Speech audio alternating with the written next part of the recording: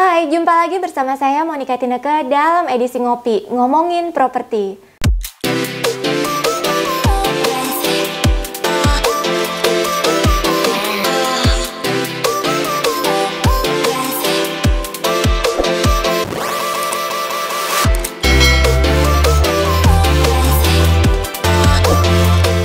Di episode Ngopi kali ini, topik yang mau saya bawain adalah beli rumah dalam waktu 1 tahun. Sebelumnya, tahu nggak nih, rumah selain tempat tinggal juga bisa jadi investasi jangka panjang. Karena rumah tuh harganya cenderung naik setiap tahunnya. Asumsi kenaikan 10% per tahun, rumah yang kamu beli hari ini seharga 250 juta, dalam waktu 10 tahun ke depan, rumahnya jadi seharga 648 jutaan. Kenaikannya hampir 3 kali lipat. Atau alternatif lain, kamu mau sewain rumahnya, maka pendapatan sewa yang didapat itu bisa jadi passive income kamu. So, gimana nih cara menentukan rumahnya nih punya investasi yang menguntungkan gak sih? Ada beberapa poin yang harus kamu perhatiin. Cari tahu siapa developernya. Dengan track record dan portofolio yang baik, maka kecil kemungkinan kamu mengalami investasi bodong. Kamu juga harus cari tahu future plan dari segi infrastruktur maupun segi fasilitas. Karena dengan aksesibilitas yang mudah dan fasilitas yang lengkap, tentu rumahnya punya nilai jual yang lebih tinggi ke depannya. Dan tentu aja itu akan impact ke investasi kamu, nilainya akan semakin lebih tinggi. So, balik lagi nih ke topik kita di awal. Kalau kamu mau beli rumah dalam waktu 1 tahun ke depan, kamu harus tahu dulu, dengan income kamu saat ini, berapa sih uang yang bisa dikumpulkan selama 1 tahun? Selain itu, kamu harus punya rencana yang matang, dan kamu harus berhitung. Karena dengan berhitung, rencana kamu jelas akan lebih terarah dan terukur. Oke, mari kita mulai berhitung. Asumsi saat ini kamu masih single, berusia 25 tahun dan sudah menjadi karyawan tetap di sebuah perusahaan. Kamu juga nggak punya cicilan, contohnya seperti cicilan kartu kredit, cicilan gadget, cicilan motor, atau cicilan mobil. Anggap gaji tetap per bulan yang diterima adalah 7 juta rupiah. Di sini saya membagi beberapa komponen biaya bulanan. Ini saya baginya secara general sih. Contoh seperti tempat tinggal. Di sini saya isi sebesar 29% dari total gaji yang diterima, atau sekitar 2 juta rupiah per bulan.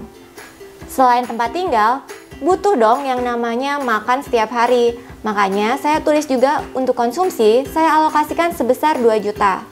Kemudian transportasi sebesar 600.000 dan juga pulsa sebesar 300.000. Semoga ini bisa mewakilkan ya beberapa komponen biaya yang kamu keluarkan setiap bulannya. Jadi, total biaya bulanan yang perlu dikeluarkan adalah sebesar 4.900.000 rupiah. Dengan begitu, total gaji per bulan yang didapat dikurangi total biaya bulanan, didapatlah nilai tabungan yang bisa disimpan sebesar 30% dari total gaji atau 2.100.000 per bulannya. Maka, total tabungan 1 tahun yang bisa terkumpul adalah sebesar 25.200.000 rupiah. Nilai ini yang nantinya bisa dialokasikan sebagai down payment saat membeli rumah.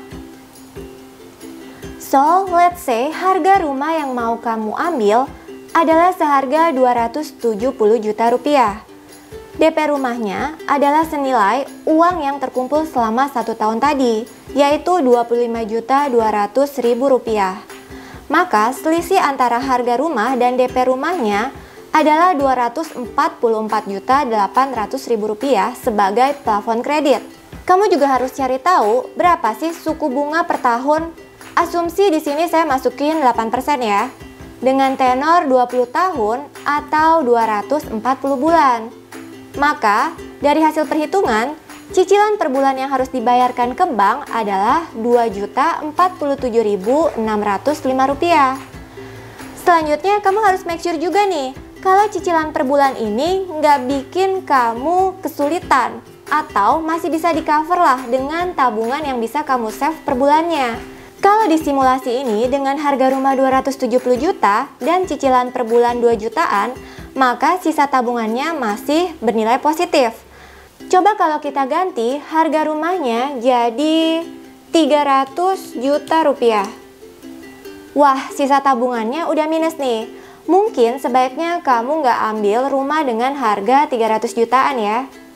Tapi gimana dong kalau rumah yang mau dibeli tuh harganya 300 sampai 400 jutaan? Bisa nggak sih? Bisa dong. Coba deh kamu evaluasi pengeluaran biaya per bulan kamu. Ada nggak sih komponen-komponen biaya yang mungkin masih bisa kamu tekan? Contoh kayak tempat tinggal. Mungkin saat ini kamu ngekos dengan harga kosnya tuh per bulan 2 juta. Coba kamu cari kosan di sekitaran tempat tinggal kamu sekarang. Ada nggak kosan yang mungkin harganya lebih terjangkau tapi masih layak tinggal? Atau kurangin deh jalan-jalan ke mall dan belanja hal-hal yang mungkin nggak perlu. Dengan begitu, uang yang terkumpul pastinya jelas akan lebih banyak. Kita buat simulasi kedua ya.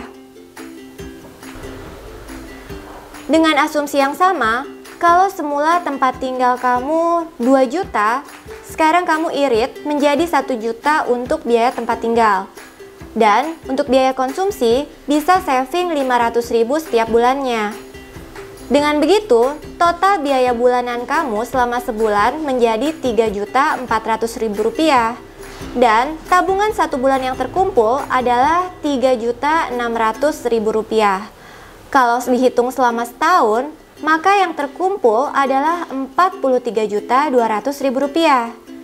Dengan begitu, harga rumah yang bisa dibeli pun jelas lebih tinggi. Kita isi dengan 450 juta rupiah, dikurangi DP rumah senilai uang yang terkumpul 43.200.000 rupiah, maka plafon kreditnya adalah sebesar 406.800.000 rupiah. Dengan asumsi suku bunga dan tenor yang sama, maka cicilan per bulan yang harus dibayarkan ke bank adalah 3.402.638. Dengan menghemat biaya pengeluaran kamu, maka chance kamu untuk membeli rumah dengan harga yang lebih tinggi jelas sangat mungkin dan bisa banget. Tapi gimana dong kalau rumah yang mau dibeli tuh kisaran harganya di 500 sampai 600 jutaan? Bisa nggak sih? Tenang, bisa dong. Tadi kan kita baru ngomongin dari komponen biaya. Sekarang kita ngomongin dari komponen penghasilan. Kalau biayanya tadi udah kita turunin, sekarang coba kita naikin dari sisi penghasilannya. Cari side job atau pekerjaan sampingan yang nggak ganggu jadwal kerja ngantor kamu. Misalnya jadi freelancer yang sesuai dengan keahlian bidang kamu di akhir pekan. Atau jadi driver online sehabis pulang kantor. Atau mungkin dengan model gadget, kamu bisa jualan online sebagai dropshipper. Pastinya, jadi anak muda tuh harus kreatif, supaya income-nya juga makin gede, dan kemampuan kamu untuk beli rumah, harganya juga semakin lebih tinggi. Yuk, kita coba masuk ke hitungan simulasi ketiga. Anggap dengan asumsi yang sama ditambah penghasilan sampingan yang diperoleh setiap bulannya 2 juta rupiah. Maka total tabungan 1 bulan yang bisa terkumpul adalah 5.600.000 rupiah. Kalau disetahunkan, total tabungan yang terkumpul adalah 67.200.000 rupiah. Maka harga rumah yang bisa dibeli adalah 600 juta rupiah. Dengan asumsi suku bunga dan tenor yang sama, maka cicilan per bulan yang perlu dibayarkan ke bank adalah 4.456.553 rupiah. Dengan berhitung detail, rencana kamu akan jelas lebih terarah dan terukur. So, nggak usah tunda lagi beli rumah. Karena seperti di awal video yang saya sampaikan tadi, harga rumah tuh selalu naik setiap tahun. Langsung aja buat perencanaan yang matang, dan hitung-hitungan kertas kerja Excelnya ini akan saya taruh di kolom deskripsi ya. Kamu bisa download dan utak-atik sendiri sesuai kebutuhan kamu.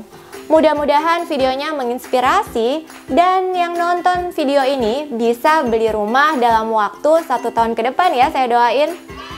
Untuk tahu referensi rumah yang pas buat kamu, kalian bisa cek video review rumah dari channel Property Hunter. Like videonya kalau kamu suka dan share video ini juga ya, supaya orang lain atau teman-teman yang masih bingung gimana sih cara ngumpulin uang dalam 1 tahun untuk beli rumah juga bisa dapetin informasi ini.